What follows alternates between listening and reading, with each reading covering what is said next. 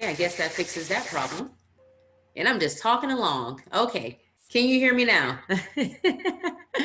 I am here and I think you can hear me now. So I am on live, but you can hear me now. I apologize for those few minutes that was just going on and on and on. So let me just go ahead and start over. What I'm saying is that I'm Cheryl Rabanel. I'm a life and marriage transformation coach, and I'm excited to be here on tonight to have this conversation with you all. And I'm going to tell you why we're having this conversation. Part of my responsibility as a kingdom marriage coach is to protect the integrity and the fertility of marriage, to protect the integrity and the fertility of marriage. And we're having this conversation because there are still a significant number of marriages that are still ending in divorce. There's still couples that are in the kingdom, customers. I'm about to say customers. Feel me? Come on, check it. I'm glad you did because I would have just been talking, talking, talking. There's still a number of couples that are in the church that are serving in ministry, and they're still having all of these issues and all of these problems. And some of them just weather the storms. Some of them never get better. Some of them just coast along in their marriage without fixing any of the problems or even addressing any of the issues and problems that are in marriage. And I want that to change. I'm in the business of helping women to be able to confront those areas in marriage and help couples to confront those areas in marriage. And we're talking this month, April, about how to affair proof your marriage. And in particular, we're going to share that sidebar conversation we never have. And I really want to talk about the emotional affair and the emotional piece of why marriages are driven to an affair. And I'm talking to the woman in particularly on tonight, how you can safeguard your emotions from falling into an affair, an emotional and or sexual affair. So that's why we are having that conversation. We want to be in a place where we can provide tools and resources to help that divorce rate continue to go down, and especially in kingdom marriages. And we want to provide tools and resources to help you to improve communication and to maximize intimacy in your marriage. Because again, we're protecting the fertility and the integrity of marriages. So what I'm going to share with you first, I have an abundance of notes, and we may not get through all of this, but I want to share with you what an emotional neglect looks like. So if you're on here, tag, share, and invite, tag, share, and invite for me, please. Let me know where you're chiming in from. I would love to know that as well. And also, if you have any questions, don't hesitate to ask. Go ahead and ask those questions now. So if you have any questions about infertility, any questions about emotional neglect, emotional distance, or any of that nature, go ahead and ask those questions now, and I will address those questions before I get off. We're going to be on for a strong 30 to 45 minutes. It may go longer, but definitely a strong 30 to 45 minutes. And what I want to do, even before we get in the conversation, I'm going to go ahead and say a word of prayer, and then we're going to start talking about what we want to talk about, because this is a deep topic tonight, and it may hit a lot of homes. Some people are going through infidelity right now. Some people are going through emotional neglect and withdrawal in their marriages right now, and they don't know how to deal with it and handle it. And there are a lot of marriages that are just on the edge of separation and or divorce. Separation and or divorce. So let's go ahead and get right into prayer, and then we'll get into our topic of discussion. Father in heaven, Lord, we thank you for today. We thank you for your love. We thank you for your kindness. We thank you for your faithfulness, dear God. We thank you, Lord God, that you provided us an opportunity, a space, and a platform to be able to have this conversation on tonight. God, we know what you feel about marriage. We know that marriage is a God idea. We know that marriage came from you. It is something that you established and something you created for your glory, Lord God. And we know that we also have benefits to marriage if we do it your way. So, God, I pray that you decrease me and that you increase on tonight. I pray that the words of my mouth and the meditation of my heart be acceptable in your sight and your sight only, God. I pray, oh God, that you give me revelation beyond understanding so that I can share with your sons and daughters on tonight. Then I pray, oh Lord God, that as a result of this conversation, that men and women from all over the world will take these tools and resources and they will immediately apply them to their marriages so that they can see transformation and change. I bless you and I praise you. It's in your son Jesus' name. Amen. All right, all right, all right. So we're going to go over some things, and I want to talk about emotional neglect. And again, if you have any questions, please go ahead and post those questions below. If you have any comments, definitely share them below. And if you want to chime in, give your 2 cents, definitely do that as well. I want you all to be as engaged as possible. This is not about me on tonight. This is about us as a collective unit. This is about kingdom marriages. This is about kingdom relationships. So I want you all to be engaged on tonight and don't be shy. Okay. So when we talk about emotional neglect, when I say that word, and I'm gonna go ahead and just start off asking you a question. When I say emotional neglect, what do you think that means? What does that look like? And what does that mean to you when I say emotional neglect? Emotional neglect.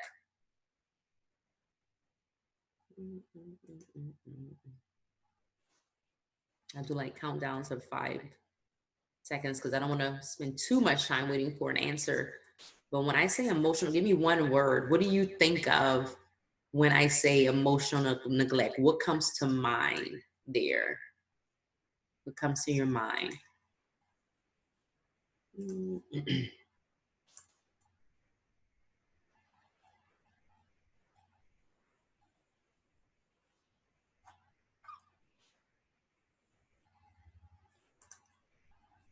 Emotional neglect. Emotional neglect. What comes to mind when I say emotional neglect?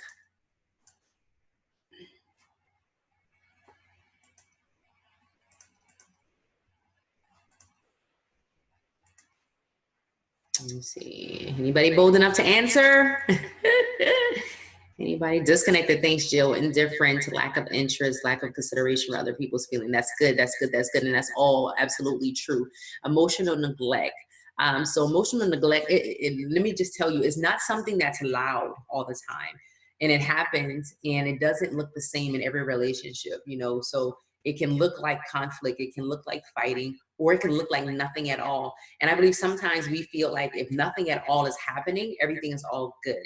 But when nothing at all is happening, there is no communication or there is no, nitpicking. And I even believe that nitpicking and having conflicts and just having differences of opinion is good in a healthy manner. But when it looks like nothing at all, but you can feel that something has changed, you feel the tension there between you and your partner, you feel some distance, you feel some neglect, you feel that there is a problem, but you don't know how to put your hand on it.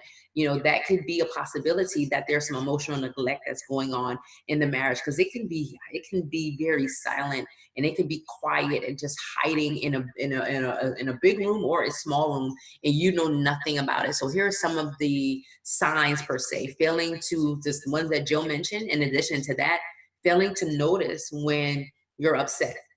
So if you're upset and it's evident to you and maybe everybody around you, and almost all the time your husband goes without noticing, or on the other side, on the other shoe, you go without noticing, that's a sign of emotional neglect.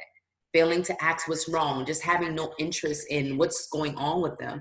What's happened with their day, if they had a long day, asking them about their day, being inquisitive and being interested in what's going on.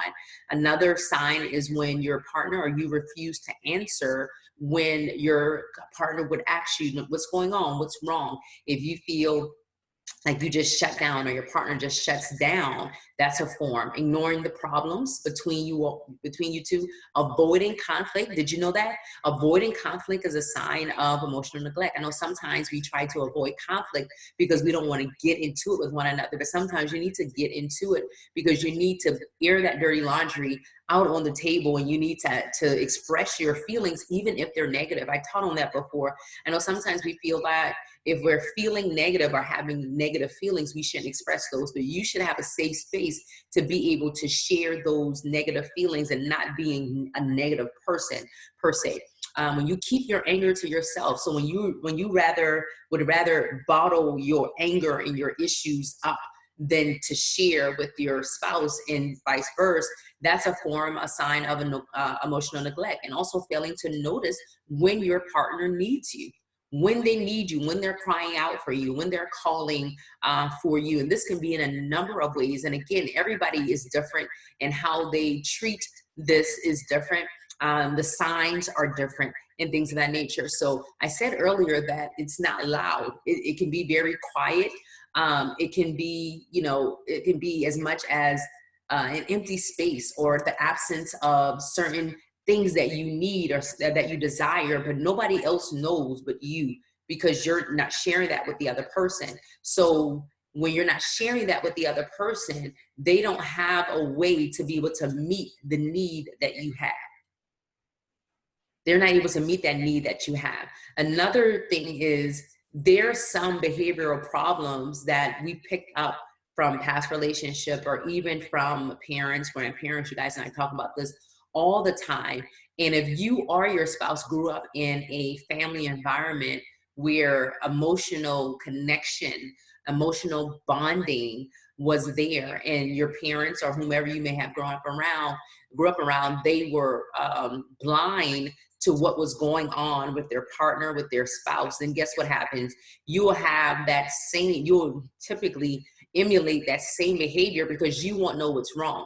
I say often that you cannot compare, if you have nothing to compare it to, then you can't compare what's right or wrong. If you have nothing to compare it, the relationship to, what's happening in the relationship, the dynamics of the relationship, the health of the relationship, then you don't know what's right or wrong. When someone is emotionally neglected, that opens up the portals to their heart because it's a wound per se that's there, or there's some absence that's there, and their heart is longing for something that they do not have. I do want to say this: paying the bills or financially supporting the family does not override providing some emotional support and being a more emotionally connected with your spouse. You know, many of our African American men growing up, they were told not to express their emotion. And when we talk about emotional support and connection, this is not him or you crying or being sad. Those are forms of emotion, but this is more on the connection end. How are you connecting, engaging, and supporting one another on a day-to-day basis? So paying bills, although that's financial support and that's great and that's what you both should be doing, that does not take over or override the fact that emotional support and connection needs to be a part of that marriage covenant. Also, little to no support. So when there's little to no support there, when do you experience a form of being emotionally or feeling emotionally neglected because your spouse is not providing, or you are not providing support on another factor? This could be financial support, this can be physical support, sexually, and things of that nature. So these are just things just to kind of think about when we talk about emotional neglect. So here are a few questions that I want you to ask yourself, and really just at this moment take inventory as to where you are. Take inventory as to where your marriage is. You know, I know we've been in this quarantine for the last, I don't even know how long it's been at this juncture. And you may feel like because, oh, we're in the house together all day long, we're around each other all day long, so certainly there is not emotional neglect going on in my household because we're around one another. That's false. Just because you're in the same household with one another, that doesn't mean that you automatically fill all of the gaps and you automatically fill all of the holes that may be in that marriage. As a matter of fact, because you're in the house together all day long, you have to be more intentional about connecting, because it's easy just to kind of live around one another and do your thing, he's doing his thing, and you're just kind of there and you're really not intentionally connecting, but you are in the house together. So we have to be intentional about that, okay? So these are some questions.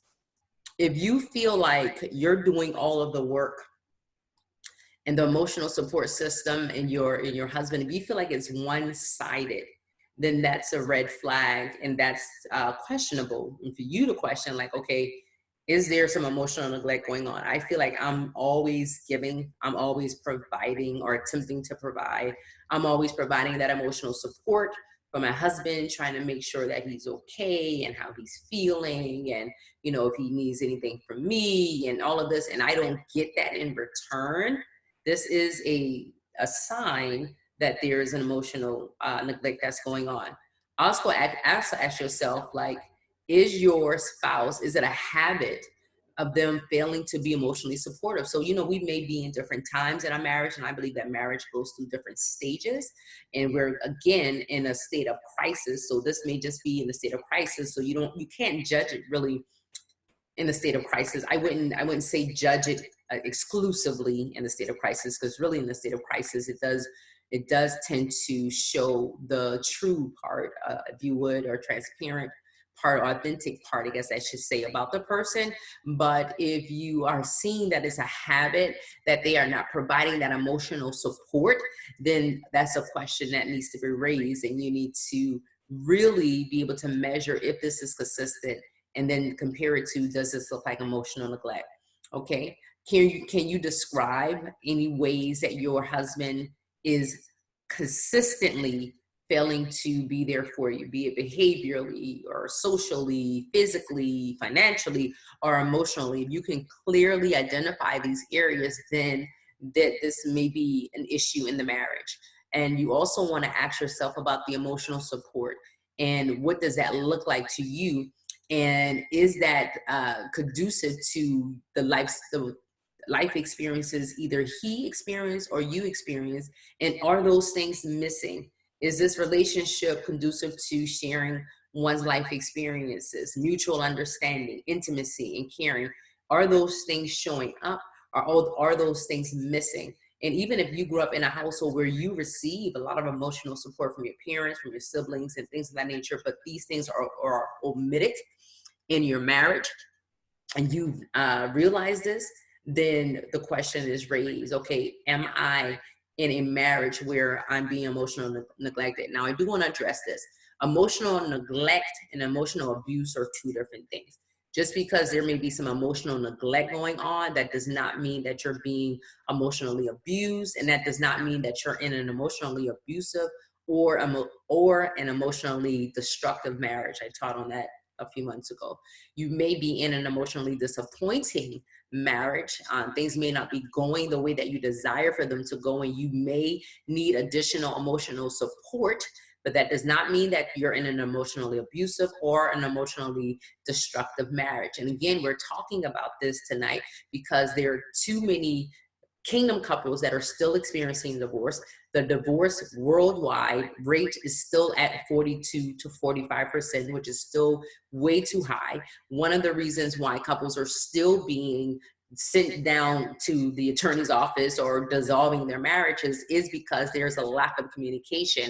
If there is a lack of emotional support and a lack of emotional communication and connection, then there is lack of communication. The two go hand in hand. You have to communicate in order to emotionally engage. You have to emotionally engage in order to communicate. So that still takes us back to one of the top 3 reasons why couples are getting divorced, and that is communication. And that looks different. I did a whole teaching on that a week or so ago through my 5-day masterclass. If you missed it, I'll tell you a little bit more about how you can get access to that. So here are some benefits of emotional intimacy. I'll talk about that, or emotional support. And then I'm going to talk about, to share a few ways of how you can prevent an emotional affair. Because again, we are having the conversations that we have not had, right? So this is that sidebar conversation that you have not had with your husband. So you may be on this live, or you may be looking at the replay right now, and you have noticed that there is some emotional disconnect in your marriage. You have noticed that there is some emotional disengagement in your marriage, but you in particularly have not been able to have that conversation. You may have found yourself wanting to have that conversation with your spouse, but because you're almost always too frustrated, too overwhelmed, or too tired to even get into it, you just table it until another day or until it arises again. We are living in an age right now where both couples are, in most homes, both couples are working, most homes with kids, both couples are working.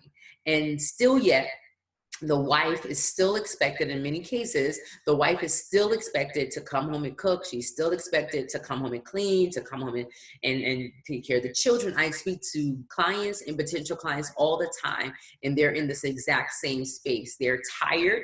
They're frustrated. You know, it's one kid, from 1 to 3 kids. It doesn't matter how many kids that they have. You know, it's just the point of, I still have to give more, and I need more support, and I need more emotional support from my husband. I do want to say this: women typically, when they cheat, or when they have affairs, it's normally not because they're looking for a sex partner. I'm going to say that again. When women cheat or have affairs, same thing, it's normally not because they're looking for a partner to have sex with and just have a great old time. That's hardly the case. More the case with men, less of the case with women. When women make a conscious decision to cheat, most of the time it is because they are emotionally neglected. They are feeling emotionally neglected. They are feeling emotionally disengaged. They are feeling emotionally disconnected from their husbands. Just because you're having sex on a regular basis, that does not mean that you are emotionally connected to your husband. Just because you are, flirting with one another just to have sex on a regular basis, that does not mean that you are emotionally engaged. It's way more than that. So let me talk about the benefits of emotional engagement, and then we'll talk about how to affair proof, emotionally affair proof your marriage. And I want you guys to ask me some questions, and I'm going to share some special announcements with you, and we'll be off. Okay. So some of the benefits, and I won't get too much into it because we may carry this conversation over to next week or we may not. So the benefits is safety, physical and emotional safety. So you feel safe when you are emotionally connected and there's emotional intimacy in your marriage relationship. You feel more connected, more engaged, more safe with your husband, and you also are more vulnerable. That means you can be transparent. You can be authentic. You can share with him anything. You can trust him with anything, and it's not a big problem. Number two, when you're emotionally connected, you're able to overcome the various challenges and issues and obstacles that will come up in your marriage. Case in point, even now for Corona, all of us are in quarantine to some degree, right? So when you have a healthy emotional marriage, you're able to overcome and weather the storm together. The bond is so close, even when there's conflict. Because conflict, let me tell you about conflict. You're going to have conflict. You're going to be tested. I'm sure many of you have been tested even during this coronavirus. Like me, you've been testy with one another, right? A little tested with each other, and that's quite all right because that's just normal, right? So but when you have an emotional connection or emotional bond with one another, you increase the likelihood that the marriage will withstand anything. You can go through anything. And when I say that, I'm not talking about I'm hoping that you don't have to deal with uh, abuse of any kind. However, even if that were the case, I am certain that if the emotional bond is strong and if you're growing it and you're cultivating and nurturing it, you can even overcome that. But I wish that no one is in that predicament or even have to face that type of scenario in their marriage. Number three benefit is the connection. The connection, you have a deep connection with the other person.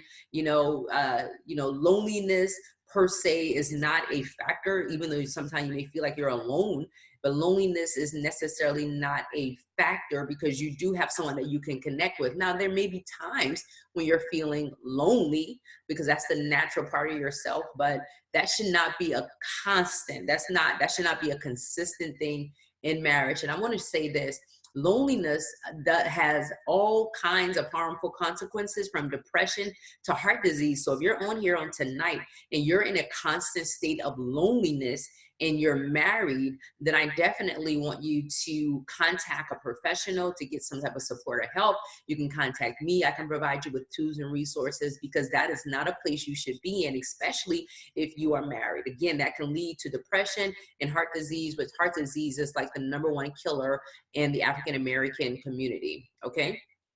Number four, fewer disappointments. So when you're emotionally connected with your spouse, because you have this intimate relationship and this intimate understanding, there are fewer disappointments because there are fewer false expectations. The expectations you do have from one another, they're realistic expectations. These are things that you talk about. These are things that you share. These are things that you come up with together. So you prevent the level and the amount of disappointment that happens. And then number five, fun. You have fun with one another. When you feel that deep connection with another person, you can laugh, you can joke, you can just do things to create a healthy and a fun environment. And when you're having fun and you're laughing, that's a health benefit, and that decreases stress elevates your mood and boosts your immune system. I bet you didn't know that. So when you have fun and you're able to just, just be full of laughter and not being so serious all the time and being in a bad mood and struggling with depression and other things, you have other benefits that are beneficial to you. Okay. So I'm going to go and just talk about the 3 ways on how to prevent this. And then I'm going to share something, I want to ask you some questions and then share. So 3 ways of how you can prevent being emotionally disconnected or disengaged is number 1, be engaged. Stay engaged. I say this word all the time. Be intentional, be consistent, and be inquisitive. Focus on one another's feelings as much as you do your own. So marriage is not about being selfish. It's not about me, myself, and I. It's not about what I can give. It's not a bit about what I need, although those things are important, and I will admit that. However, it is servanthood, is a giving and receiving cycle, is how much can I give, not necessarily how much can I get, but you're getting as you're giving. You're giving as you're getting. So if you are staying in that constant state of mind, hey, Mika, if you're in that constant state of mind of giving and receiving, and it's a cycle, you're serving one another. So, okay. So number 2, make quality time a priority no matter what. It's not about quantity. And I believe we get confused and we get so caught up with the amount of time rather than the quality of time. Quality time requires a true connection. Taking a walk with one another, talking and walking, looking at a show together, playing a board game, or eating breakfast together, or something like that. That's quality time that you're having. You're able to talk to your spouse when you're feeling worried, you're feeling concerned, you're feeling sad. You're not holding those things in. I talk to so many couples and so many individuals that hold in their feelings because number 1, they don't know how to share their feelings with their partner, and they're sometimes fearful of sharing because what the outcome may be. There may have been some past miscommunication or bad communication with their spouse, and when they brought up a particular topic or issue, it went south. So I understand that. However, you should be in a position where you can share and you can talk. And that takes me to 3, communicating when you feel lonely or worried about the marriage or about what's going on. If this is a case, you have to be in a position where you can talk to your spouse, share your feelings with them, even if they're negative. Express your love and concern for them and for the marriage as well, and then explain what you want in a more meaningful, intimate way, and not without, you don't have to be manipulative. You don't have to operate in deceit or anything of that nature, but you're just explaining and sharing with them what you want. So what you want to do is strive to notice when your partner is upset. Be sure, ask them like, what's wrong? What's going on? And when they respond, engage. Show that you're interested, that you care, be more empathetic toward your spouse. I talked about being friends first on the 5-day masterclass, and I talked about how that's important to show up as a friend.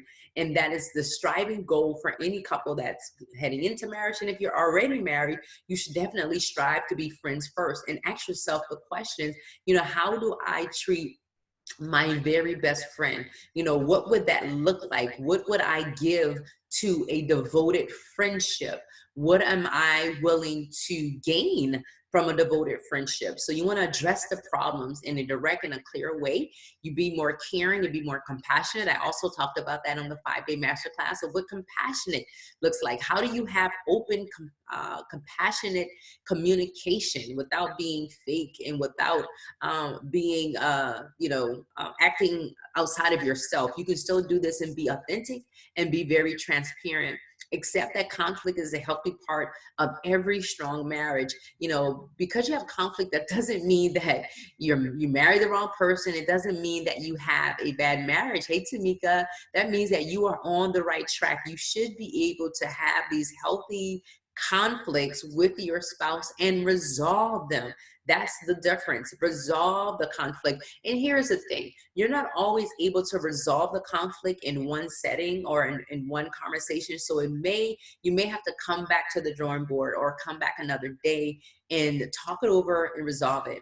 Voice your anger to your spouse. So when you're angry, when you're mad, when you're upset, when you're hurt, when your feelings are hurt, express that in a kind, in a gentle way. And we did a practice, and I'll do it on here tonight as well during the 5-day masterclass. And I told the ladies that when you're in a place and you want to express yourself and you feel that you are full with anger or rage, you feel that your pulse is going at a rapid speed. And if you have a Fitbit like me, you'll be able to see that your pulse is going at a rapid speed. My resting state right now is 69 to 70 beats, right, for my pulse. So when it starts going up to 90, 100, and I'm still sitting, that tells me that there's something wrong. My body is responding to something. My body is going into fight or flight. And that's the same way in marriage. When you feel like you are going in a fight or flight mode, and if you have a Fitbit or Apple Watch or whatever, to be able to monitor that, then you want to count to 5 and you want to calm down, and you're asking yourself the questions as you're counting to 5.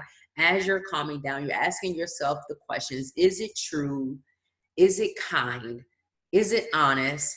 And if I say this, how will it impact the dynamics of my marriage? What will change in this moment if I express whatever I need to express? So you would be like 5, 4, 3, 2, and 1.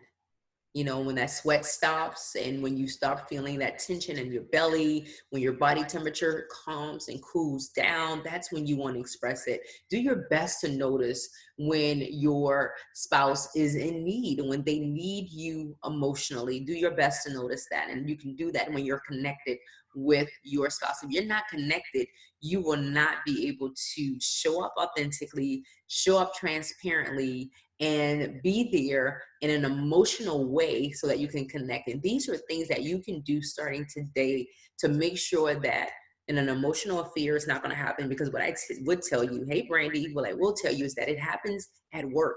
It happens when, that cute guy, maybe at the job, and you're already feeling neglected home, and he shows up and he's everything you think that you need or you wanted. And it starts off subtle.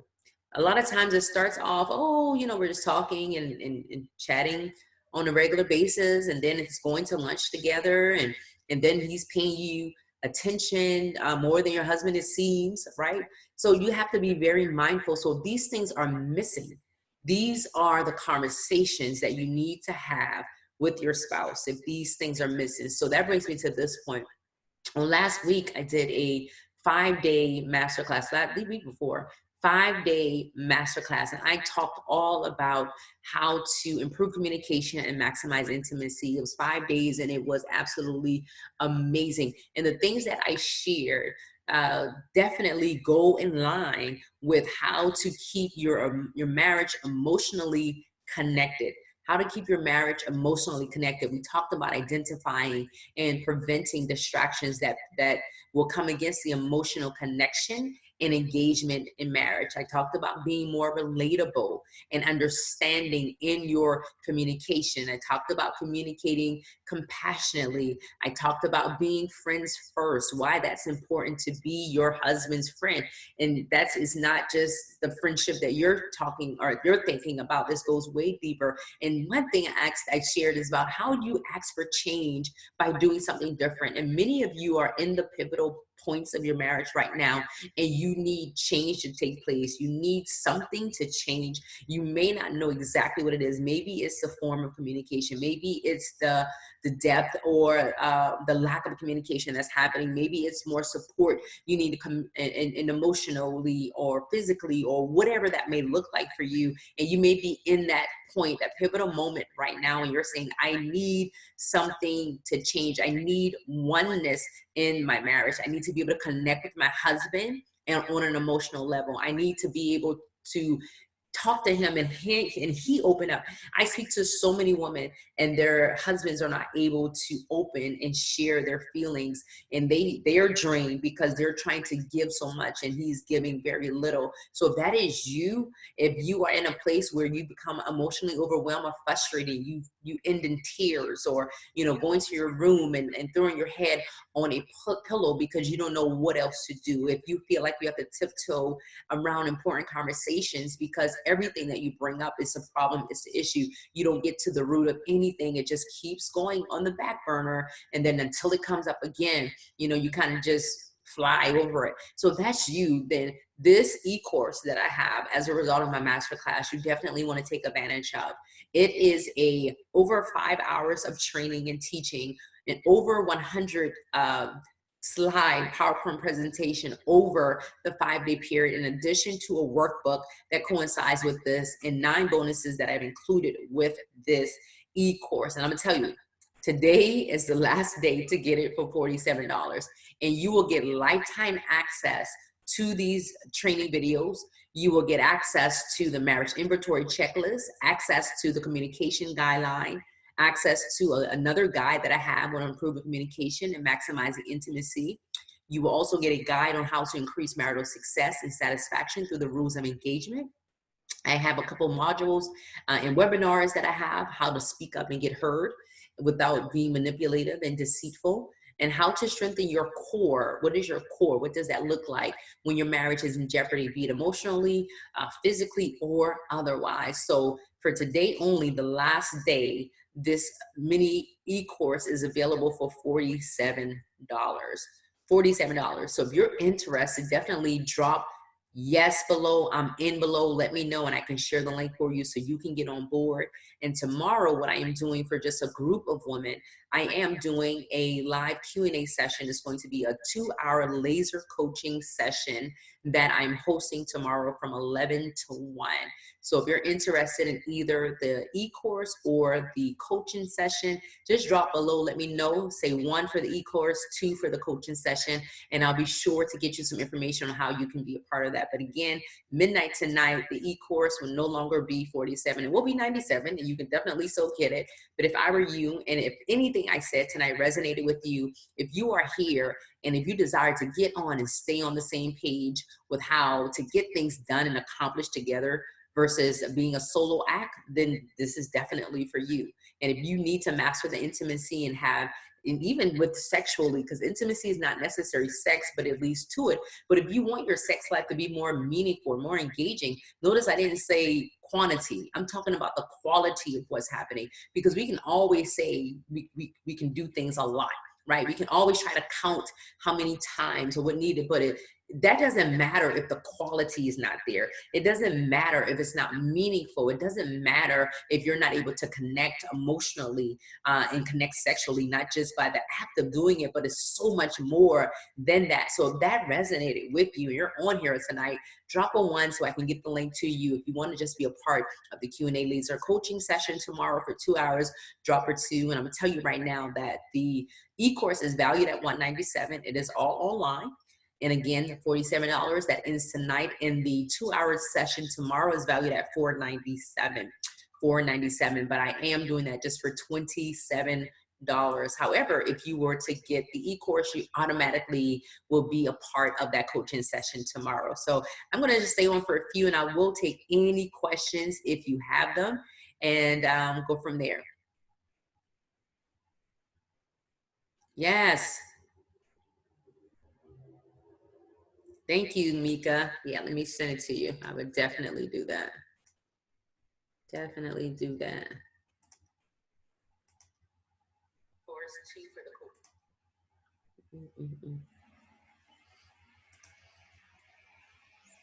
All right, all right, all right. Well, it's 8:47, you all. We got done a little early, and that's great. Mika, I'm gonna drop the link in it when I'm done. If I go in, it'll play my video to me, and I'll be on double time, and I don't want to do that. So I'll definitely drop the link. Listen, still, I'll monitor this page for a little bit, and if you're on here, I'll make sure you get it. I'm gonna drop the link to Mika. So if you want to be a part of any of those amazing transformational conversations and lessons and teachings, then definitely be about it. Listen, here's the thing. Learning is the mother, sister, brother. Repetition, I'm sorry, is the mother, sister, brother, auntie, cousin of learning. So you can never hear it enough. And in hearing it, more importantly, it's doing it. I'm at this place because I've been doing it and I will continue to do it. And I'm just going to say this to anybody out there that may feel like, well, oh, I'm at a great place and my marriage is just amazing. I don't need help. I don't need support. I'm going to tell you right now, that's a lie. And whoever told you that, that's a lie. Because as long as you live, you will have to continue to evolve. If you don't say that about your own life, let's say for my business owners out there, you know, those that are cosmetologists or have nail salons in the retail industry, whatever business that you have, whatever field that you operate in, do you not have to continue to get certifications, continued learning? That's a requirement. Correct me if I'm wrong. Nursing, that's a requirement. Even what I do, HR, I have to continue to take courses, mandatory trainings I have constantly throughout the year, and it's a lot. So in order for you to stay up to speed, in order for you to continue to enhance as a professional, in order for you to continue to enhance as a woman collectively, it's important that you continue to get access to information and material that will help you. So if it's one of your goals to advance your marriage and enhance your overall well-being as a woman first, because you know how I feel about that, then a wife, and then a mother, if that applies, then you need to take advantage of things like this. And the material that I share is transferable. So it's transferable into other relationships with parents, with siblings, with children, co-workers. The material that I share, you can take it and you can apply it and you can enhance any relationship that you have because the skills and the principles are universal. So again, if you are on here, you have till midnight tonight to take advantage of the $47 offering, and then that will change and it will be $97. So I'm going to go ahead and drop the link, and I'm going to say bye for now because I do have to get ready for the Q&A laser coaching session tomorrow. So I hope to see you all tomorrow, and or see you put down here a 1 to go ahead and take advantage of the e-course, and see you then. Absolutely, Kay. Continued education. It is a requirement in any field, in any professional environment, is definitely a requirement, and one I do not take lightly. I love learning, and more than learning, I love teaching and I love applying what I learn. It's not enough just to learn. It's not enough just to know. I know that. I know that. Knowledge is powerful. No, it's not. Knowledge is only powerful when it's applied and implemented. Knowledge is only powerful when it's applied and implemented. Other than that, it's just what it is. It is what it is, you guys. So, all right. I pray you all have an amazing night. I've enjoyed sharing this time with you all. You all be blessed. And I will see you Monday morning for Wife Who Prays, every Monday morning at 5:30 a.m. Talk to you soon. Bye.